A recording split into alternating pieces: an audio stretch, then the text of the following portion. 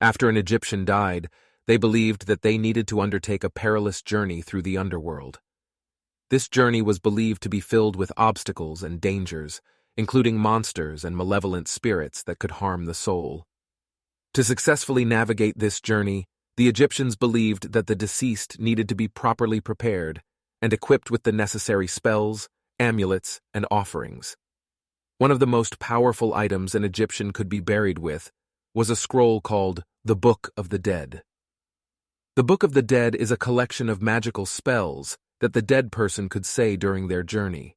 So whenever they were faced with a terrifying monster, they had to know which magical incantation would drive it away.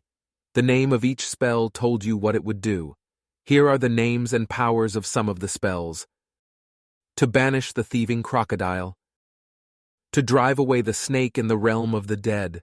To not die again in the realm of darkness. And to transform into a heavenly falcon. Since a person arranged a scribe to create a Book of the Dead for their burial, they could ask for the exact spells they thought they needed. As a result, each Book of the Dead was a personalized spell book for the afterlife.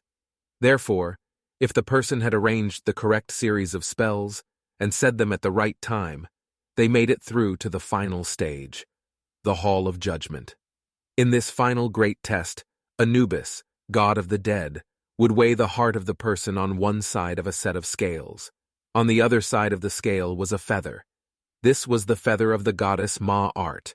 She was the goddess of truth and justice. If the heart of the deceased weighed the same as the feather, it indicated that the person led a good life, because their heart was light from having no guilt or blame stored up from their time on earth. If, at this last moment, the person knew that they still had unconfessed crimes, they could call on their magical spells one last time.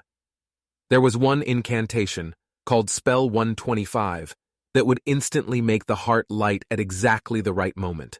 With that, the person would pass the test and could enter into paradise, known as the Field of Reeds.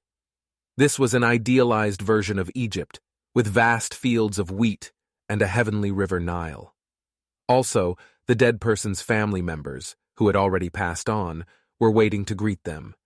However, if the heart was heavier than the feather, or they had not brought a Book of the Dead with them, the person had failed the test.